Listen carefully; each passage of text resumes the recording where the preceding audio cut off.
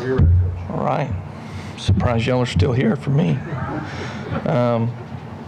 Okay, I'm going to be brief in some of the things that to overview the spring, but I do want to hit on a couple of things that we emphasize just coming out of this past season. You know, one of the great advantages, right, is continuity, both coaches, players, and being able to take upon your experiences from a year ago and apply that to how you're going to build your roster and your defense going into our second season here. So the first thing that we wanted to make sure we did is we wanted to continue to build depth that we can trust when it matters most. You know, you think about certain games that we had this past season, particularly on the back end, right? We did not have a lot of depth, and it showed up. You know, you're playing Tennessee, you're playing really well. In the second half of that game, 5 of our top 6 defensive backs, you know, were out, and we had not built enough depth there at that position to be able to handle that, and so those are things that I think that, you know, guys that are efficient in their execution, guys that we can trust to go out there and do their job, and I thought we've addressed those needs in a number of areas, which I'm excited about. We wanted to create more negative plays. When you look at some of our measurables and statistics and all those things from last season, there's a lot of great numbers to point towards, but one thing that I thought we missed the mark on was creating negative plays and affecting the quarterback in the backfield, and so that's something that schematically we can get better at. Point of emphasis, we can get better at it. Fundamentally, we can get better at it, and a lot of it is just doing your job. You know, a lot of times when you create negative plays and you affect the quarterback in the passing game, it doesn't mean that you just win a one-on-one battle, but you rush as a unit and you keep the quarterback in the pocket as we show them different coverages on the back end, and those are things that I think we took steps in the right direction. We wanted to continue to become more and more disciplined in limiting explosive plays, and also, keep the penalty numbers lower. I think we've got guys that are playing with more discipline, playing within themselves, doing their job, nothing extra, no foolish penalties. I think, in 3 scrimmages that were all over 100 plays that we ran, we only had 5 penalties amongst those 3 scrimmages on defense, and so that's a really tremendous number to look towards. And really, I think 3 of those 5 penalties happened on guys that were, maybe 3rd or whatever on the depth chart. So some real positives there in terms of the discipline that we're playing with right now coming out of spring. And then probably the last thing is continuing to bring more people along to understand how to play with offensive recognition. And that ultimately, right, when you get to a 3rd down or a red zone or a 2-minute drive, whatever it may be, right, to have that offensive recognition, to recognize what the offense is getting ready to do and to play with more anticipation. And those are things that I think we're starting to bring some younger players along to play with a little more offensive recognition, and that now needs to continue to carry into the summertime, and then certainly fall camp, and then you get all those reps right before we open up against Florida State. Thank you, Coach. All right. Chase on the far left. Yeah, during the spring, the players brought up Jeremiah Beeman's name a lot as somebody who made some big steps. Can you just speak to the spring that he had? Yeah, really, really pleased with Beam and the way that the steps that he has taken this spring. I think you saw pieces of that at the end of the season, even in bowl preparation, and then what he was able to do and execute in the bowl game. He did a really nice job for us in the bowl game, and then, I thought took his game to another level in the spring. And so there's a big body, a big frame that can move. He's athletic, and he is operating with consistency, right, that we can trust. And so I'm excited about his trajectory. Opposite side, Nick. Yeah, what kind of role do you envision for Dejon Lee in his first season with you guys? Yeah, I think time will tell, but I think Dejon is very much on pace to contribute for us as a freshman, and that's always impressive to me when you can have a freshman that can compete in the SEC. But the obviously the measurables, right? The talent, the skill level, the discipline. He reminds me a little bit of Zabian, and how disciplined and detailed Zabian was when he got here. Mo Linquist does a tremendous job with that group in terms of building in the fundamentals and the discipline to do your job over and over again. You can have 60 snaps as a corner and you can play 58 of them really well, but if you're not consistent in those other 2 plays, right, you had a bad day. And so I think he's done a really nice job of some of the things that I have seen him not do well enough or be exposed on. He gets those things fixed, and he can sustain that fix throughout the rest of spring. And so if he'll continue on that trajectory through the summertime and then into fall camp, I think you're going to see him on the field. We'll go to Johnny all the way in the back.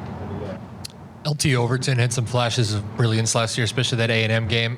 Just wanted to get your opinion on how he's grown this spring and how you plan to use him maybe in a more versatile role next season. Yeah, I think LT, is a guy that you feel like when he's out there on the field, you can trust him, right? He's going to do his job. He's very consistent. He's a team player. And I think that he can do some things in terms of generating pass rush, that he can take that another step from where he was a year ago.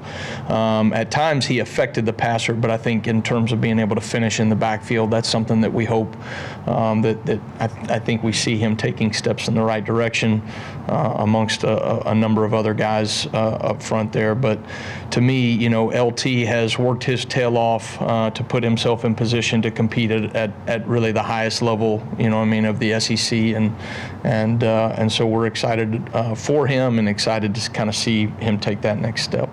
Staying on that slide, let's go to Katie. When we talked to the players last week, Bray talked about the returners being a lot more comfortable in the defense in year 2 and being able to focus on like the little details instead of just learning the defense. Is that something you've kind of seen with the returners? Yeah, I think without question, there is a comfort level, right? There's an understanding. There's a difference between knowing and understanding, right? Our players knew at times what to do a year ago. I think now they understand what to do, right? And when you have an understanding of our concepts and how they're applied situationally, you can fix things on the fly when you add that offensive recognition piece. And so, we have more players that are just experienced, not just in our defense, but in terms of understanding the game of football and how it's supposed to be played.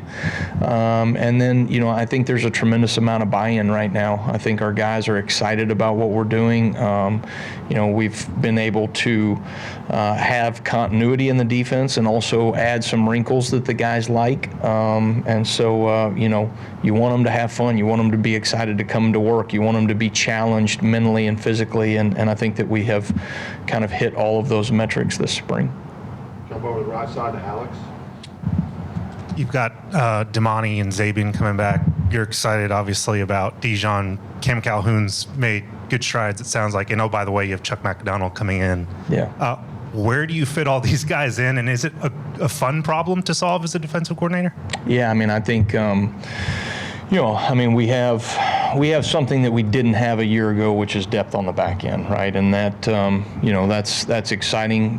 Quite honestly, it's what I expected when I came here to Alabama, right? That we would have great depth, and you're always going to have years, right, where you have to kind of rebuild some of that depth, and you've found yourself in a position of guys that left for the draft and guys in the transfer portal and a transition of from Coach Saban to Coach DeBoer, right, to where we just didn't have the depth probably that we needed to be consistent on the back end throughout the year. And even that, I think our guys did a tremendous job. But now, you feel like you have some bodies that you can work with. And I think, some of those guys have position versatility. We're going to be able to move some pieces around between the corner and safety room and dual train guys so that we find creative ways to get the right packages on the field.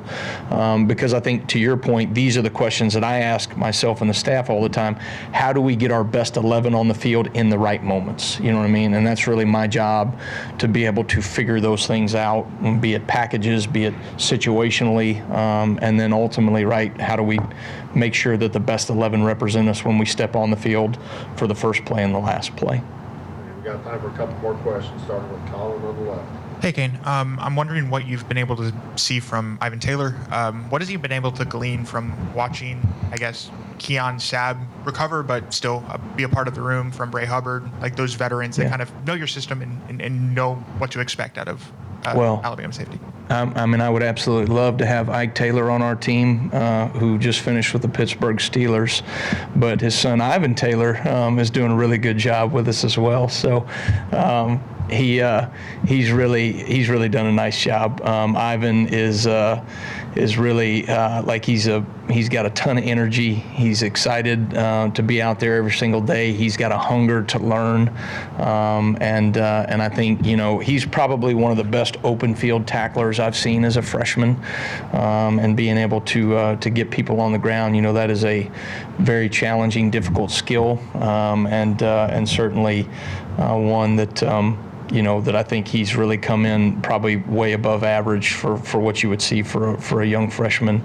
And then, you know, he's got a real knack for the ball that I'm excited, you know, to kind of build upon that. He's got to become more consistent in what he's doing, and that really speaks to all freshmen. But one that I think, you know, if he'll continue to strive at the level that he is right now, you know, I see a path for him to be able to contribute. Far right, Matt. What do you see from Dre Kirkpatrick this spring? Yeah, you know, Dre, great example, right, of a guy that took a really big step from year one to year two in the off season, and you know, Dre is another playmaker. He's a football guy, understands the game, right, makes plays when it matters most, and I thought he flashed in a number of ways this spring.